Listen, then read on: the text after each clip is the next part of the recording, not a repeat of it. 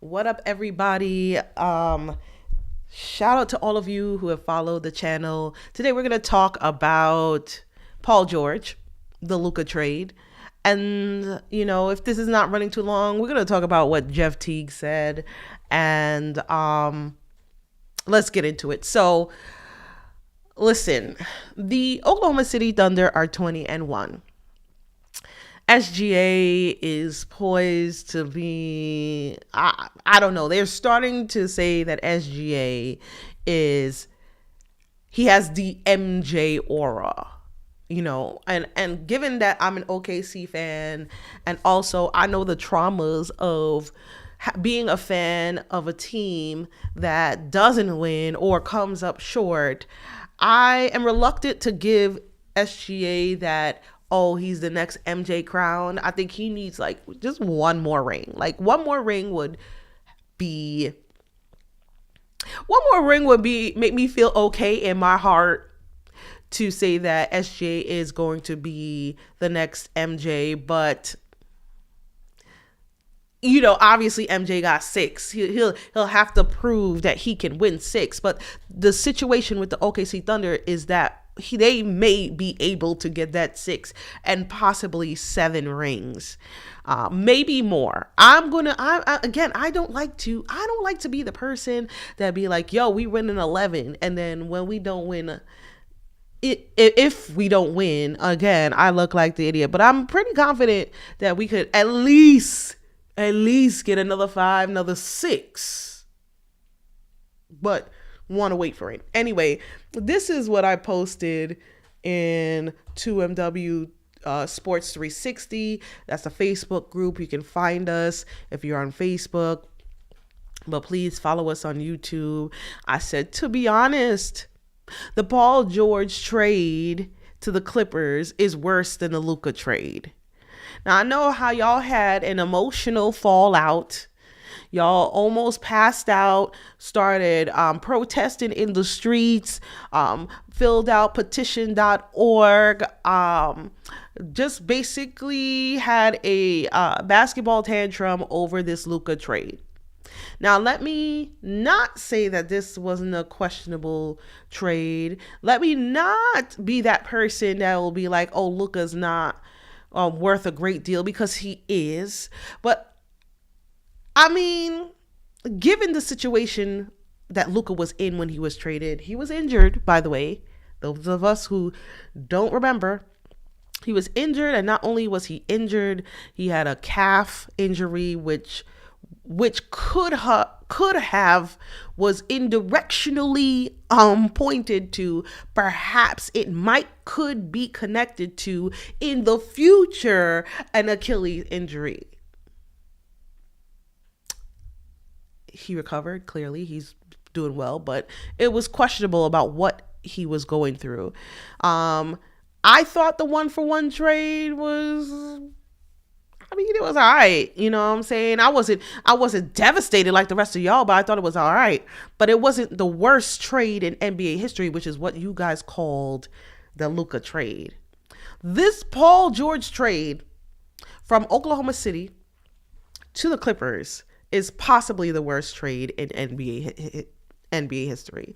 I'll say that again because I almost got tripped up. This Paul George trade was possibly the worst trade in NBA history. Now that we see what has come of it, so let's talk about what actually was part of the trade. Again, go ahead and like and subscribe to the channel, and tell your friends, please. Anyway, so it's July 2019, and my worst nightmare happens. It literally was a nightmare. I made a small movie about finding out when Paul George got traded. Because at the time, he had said he wanted to stay. They all say they want to stay.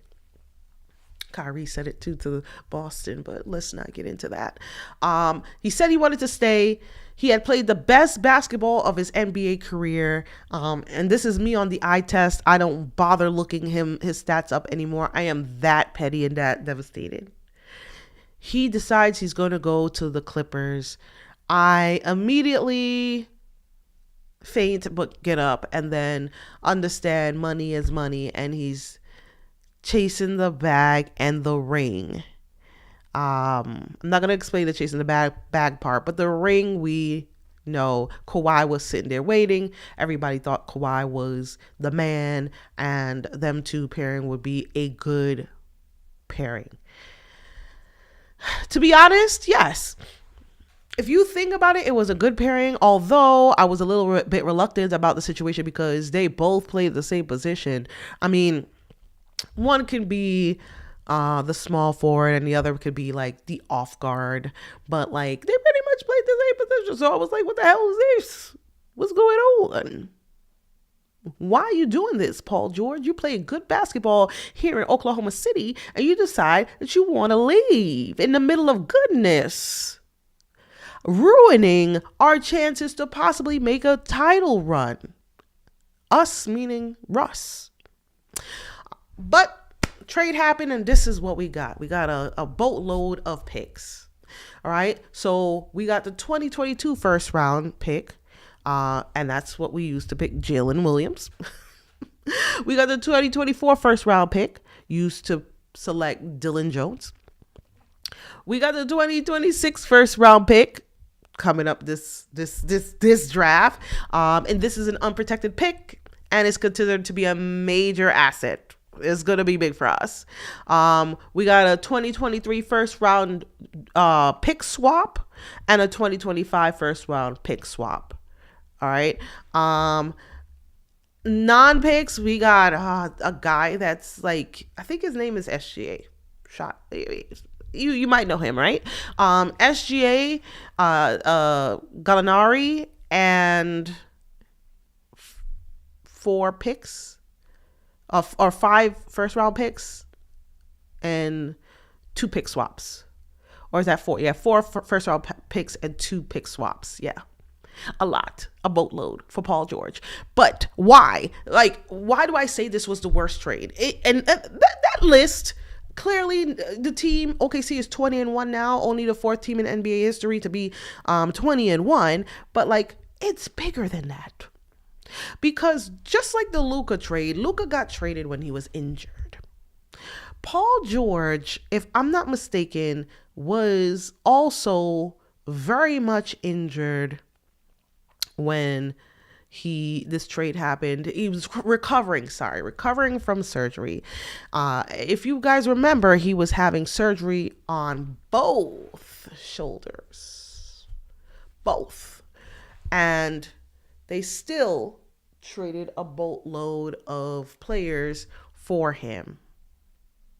Risky, right? If you're a basketball player and like you have to shoot and your shoulders are injured. And fast forward, like, I'm not saying that his shoulders are the problem now. At least I haven't kept up with him to see that. But like, both shoulders were injured, and surgery was done on it. I don't know if I'm giving first four pick swaps and 2 players for a player that had surgery on both shoulders. It's wild when you think about it. Steve Ballmer, and I've read on Reddit that he wasn't a fan of this trade, but I can't confirm for sure because that's a fan base resource. But like, I understand the thought process between high risk and high reward, but this was pretty high of a risk, and I'm not really sure. Well, we all know the reward only came to OKC, and the Clippers are considered a cursed team, but like, all of that, all of those picks, all of those swaps, and 2 players for Paul George, you said yes? I don't know. I feel like this is worse than the Luka trade. Because at least with Luka, okay, Luka had, the year before, Kyrie and Luka, I mean, they were doing well in NBA playoff success and shit. But like, what the reason why I was kind of okay with the Luka trade and the AD trade is because they both were traded injured 1-1. 1-1. Now, the complaint with the Luka trade is, why didn't Nico also get picks? To me, it was common sense. Common sense says if your player has a leg injury or another injury that's questionable, makes their future questionable, I wouldn't volunteer any picks, to be honest. And by the way, I'm not really sure if the Lakers had picks to trade, but like, I'm not trading no picks for injuries that I'm uncertain about. And so the 1-1 trade was okay with me. I know y'all disagree. This is not a video about that, but this is the example that you wanted. If OKC or if Dallas got a boatload of picks, just like OKC, and I don't know how, because the fact that OKC has they have 10 first round picks and 11 second round picks go into 2030. This is long-term vision, long-term planning, long-term strategy to get to this point. So I don't think that the Mavericks could have gotten this kind of haul, nor should they have for injured players. But OKC definitely benefited from it totally. So yeah, as I've mentioned, they have now 10 first round picks and 11 second round picks going into 2030. I'll say it again. They have 10 first round picks, 11 second round picks going into 2030. They won a championship last year. I'm predicting between now and 2030, which is only about 5 seasons, right? Let's say they win 3 in the next 5 years, just to be optimistic, grounded, and not, my head not big, but like, they could win 3 at least. That is the result of the Luka. That is the result of the Paul George trade. That trade is far worse than the Luka trade, because at least both teams wash. Right? They're not going to win a championship. I don't think either team is going to win a championship in the next 5 years. So that's that. That's a wash. But in this trade, this is a clear seesaw, a clear like, hey, OKC got the best out of this, and there was no good things that came from this for the Clippers.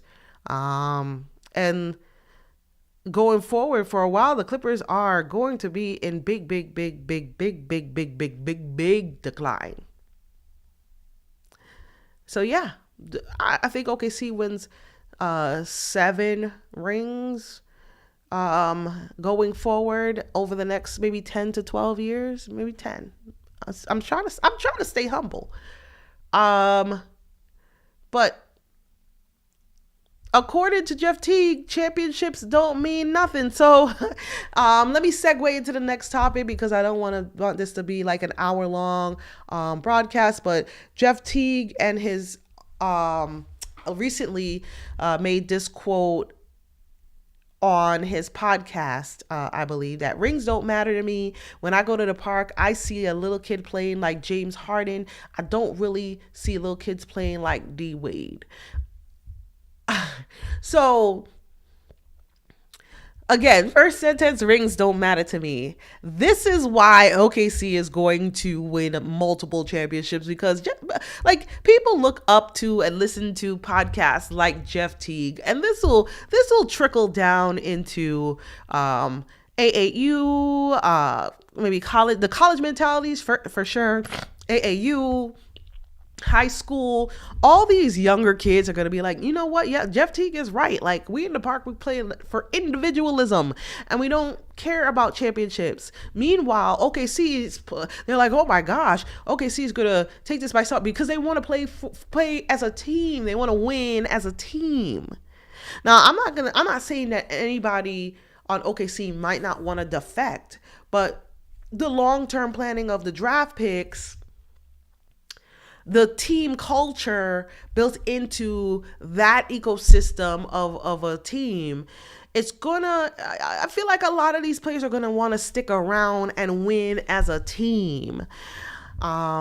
So Jeff Teague's statement is very controversial. And by the way, I love Jeff Teague, so let's not make this about a beef. Let's not make this about basketball IQ, because I'm not saying that Jeff Teague doesn't know what he's talking about.